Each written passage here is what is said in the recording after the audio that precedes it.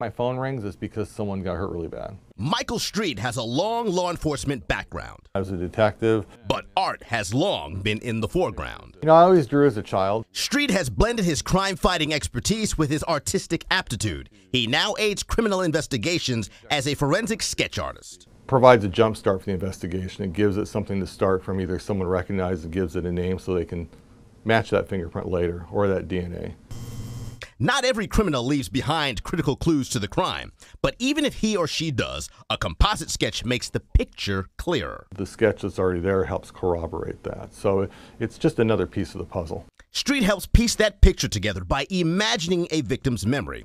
Before he talks to a victim or witness, he gathers as much information about the crime as possible. He talks to detectives. He reviews police reports. Then he talks to the witness. Rapport building is the most important thing, bar none, to what I do.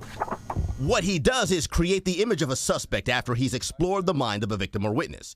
This forensic facial imaging expert has served clients around the country, including Annapolis and Baltimore, talking to men, women, and children. And I find that I get the best information actually from children. Back in 2002, Street used an interview with a 5-year-old girl to create the sketch of Alejandro Avila. In 2005, Avila was convicted of kidnapping, raping, and killing 5-year-old Samantha Runyon in Southern California.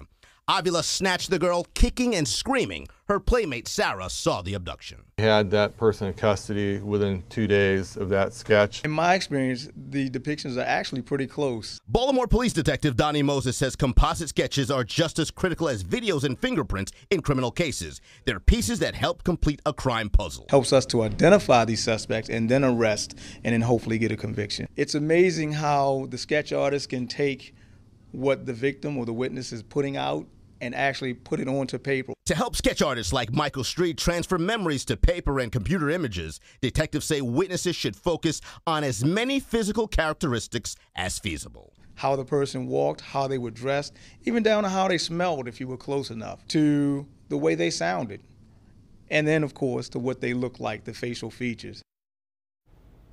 And Michael Street estimates that on average, he provides the Baltimore Police Department with about 75 to 100 sketches a year, and the BPD sees his service as an invaluable tool that has been successfully used in many cases. Andre Hepkins, WBAL TV 11 News. Boy, that's incredible.